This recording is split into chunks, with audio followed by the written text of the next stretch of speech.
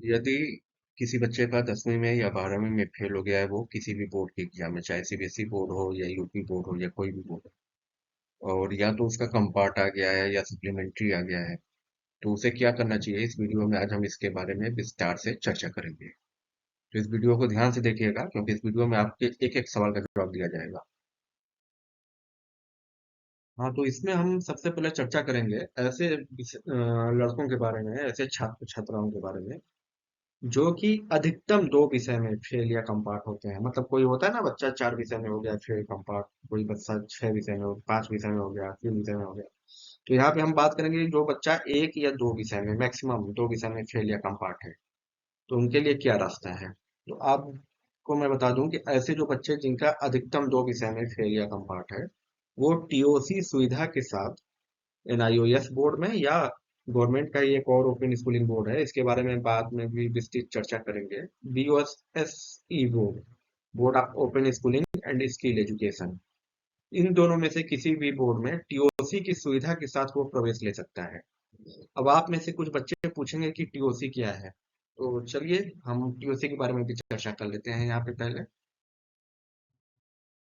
TOC में क्या होता है कि जिस विषय में बच्चा उत्तीर्ण है पिछले बोर्ड में, उसका वो अंक चाहे तो बिना परीक्षा दिए वर्तमान के जो ओपन स्कूलिंग बोर्ड जिसमें वो फेल विषय या कंपार्ट विषय की परीक्षा देने जा रहा है, उसमें वो अंक पास विषय या उत्तीर्ण विषय के अंक जो है वो ट्रांसफर करवा सकता है। जैसे उदाहरण के लिए बच्चा मान लीजिए 4 विषय में पास है और एक में फेल है, तो यहाँ पे क्या करेगा टीओसी में बच्चा कि जिन 4 विषयों में पास है, उसमें से बोर्ड जितने विषय अलाउ करेगा, 2 3 4, उतने विषय का वो चाहे तो नंबर हस्तांतरण करवा ले, और 1 या 2 विषय जिसमें वो फेल है उसका वो परीक्षा दे ले। तो यहाँ पे ध्यान ये देना है कि एनआईएस जो है अधिकतम 2 विषयों का ही नंबर हस्तांतरण करने का सुविधा देता है। यानी आप 4 विषय में भी पास हैं पिछले बोर्ड में, तो भी आपको सिर्फ 2 ही विषय के नंबर जो है हस्तांतरित करवाने होंगे, और उसके बाद बाकी के विषय फेल विषय और 1 2 और अतिरिक्त विषय की परीक्षा आपको देनी पड़ेगी। वहीं बोर्ड ऑफ ओपन स्कूलिंग में क्या फायदा मिलता है कि यदि बच्चा 4 विषय में पास है और एक विषय में फेल है, तो वो क्या करेगा कि अधिकतम 4 विषय का नंबर ट्रांसफर करवा सकता है। 3 विषय में पास है, 2 में फेल है, तो अधिकतम 3 विषय का वो नंबर ट्रांसफर करवा सकता है बोर्ड ऑफ ओपन स्कूलिंग में, बीओएसएससी में। जबकि एनआईएस में अगर वो 3 विषय में भी पास है पिछले बोर्ड में, तो भी सिर्फ 2 ही विषय का उसमें से नंबर वो ट्रांसफर करवा। तो ये हो गया आपका टीओसी सिस्टम। तो चर्चा फिर से करते हैं कि जो विषय छात्र 1 या 2 विषय में अनुत्तीर्ण है या कंपार्ट है, उनका क्या करना है। तो जो छात्र 1 या 2 विषय में फेल या कंपार्ट है, वो अगर एनआईओएस में टीओसी के साथ एडमिशन लेना चाहते हैं, तो उनके मैक्सिमम अधिकतम 2 पासिंग विषय के ही नंबर ट्रांसफर होंगे, शेष 3 पेपर उनको देना होगा, जिसमें कि 1 या 2 उनका फेल पेपर होगा, और बाकी का उनका एक अतिरिक्त पेपर होगा। और बोर्ड ऑफ ओपन स्कूलिंग में क्या है कि वो अगर 4 विषय में पास है तो 4 विषय का नंबर ट्रांसफर करवा सकता है, 3 विषय में पास है तो 3 का ट्रांसफर करवा सकता है, और 1 या 2 जिसमें वो फेल है सिर्फ उसी की परीक्षा देगा, इसमें कोई अतिरिक्त विषय की परीक्षा नहीं देगी।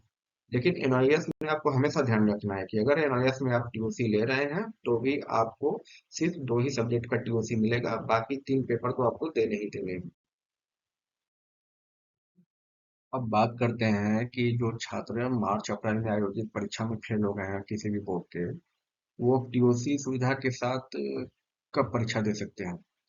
तो पहले एनआईओएस की बात करते हैं। तो एनआईओएस फेल या कंपार्ट छात्रों के लिए, या ऐसे छात्र जिनकी परीक्षा छूट गई थी, उनके लिए साल में 2 अतिरिक्त परीक्षाएं आयोजित करता है। एक परीक्षा वो ऑन डिमांड मोड के जरिए आयोजित करता है जून जुलाई माह में, जिसमें कि छात्र स्वयं परीक्षा की तिथि चुनता है और निर्धारित सेंटर पर जाके परीक्षा देता है। और दूसरी परीक्षा आयोजित करता है एनआईएस फेल या कंपार्ट स्टूडेंट के लिए, जो कि सितंबर या अक्टूबर में होता है इसी वर्ष के। तो ये छात्र के ऊपर है कि वो टीओसी के साथ अगर चाहता है कि मैं एडमिशन लूँ, तो वो या तो जून जुलाई में ऑन डिमांड एग्जाम के माध्यम से परीक्षा दे ले टीओसी की सुविधा का लाभ लेते हुए, या तो फिर सितंबर अक्टूबर में। और ये दोनों ही समान सत्र में परीक्षाएं देके छात्र अपना वर्ष भी बर्बाद होने से बचा सकता है। इसी प्रकार जो छात्र अधिकतम 3 या 4 विषय में टीओसी की सुविधा लेना चाहते हैं, वो भी उसी वर्ष, जिस वर्ष में वो फेल या कंपार्ट में है किसी अन्य बोर्ड से, वो उसी वर्ष में जून जुलाई माह में बीओ एसएससी बोर्ड द्वारा भी एक परीक्षा आयोजित की जाती है ऐसे छात्रों के लिए। उसमें टीओसी का लाभ लेते हुए वो भाग ले सकते हैं। या फिर बीओ एसएससी भी एनआईओएस की तरह ही सितंबर अक्टूबर में भी परीक्षा आयोजित करता है, उसमें भी वो भाग ले सकते हैं। बस इसमें ये फायदा होता है कि बीओएसएससी में अधिकतम 4 विषयों की टीओसी ले सकते हैं, एनआईओएस में अधिकतम 2 विषयों की टीओसी ले सकते हैं। ये बस आपको ध्यान रखना है। इसी प्रकार यदि कोई छात्र 2 से अधिक विषयों में भी फेल है या कंपार्ट है सीबीएसई में या किसी भी बोर्ड में, तो भी उसे घबराने की जरूरत नहीं है। उसका साल पूरा का पूरा बच सकता है। बस छात्र को ये करना है कि जैसे मैंने पहले बताया, वैसे ही इस बार भी छात्र एनआईएस बोर्ड से अधिकतम 2 विषय में टीओसी लेके बाकी के विषय की परीक्षा दे सकता है, फेल विषय की या कंपार्ट विषय की। और बोर्ड ऑफ ओपन स्कूलिंग में अधिकतम 4 विषय की टीओसी लेके और बाकी जो भी फेल विषय है उसकी पेपर दे सकता है, परीक्षा दे सकता है। तो कुल मिला जुला के छात्र का साल बर्बाद नहीं होता, समय बर्बाद नहीं होता ओपन स्कूलिंग बोर्ड में। और ओपन स्कूलिंग बोर्ड की मान्यता उतनी ही होती है जितनी की किसी और रेगुलर बोर्ड की मान्यता है।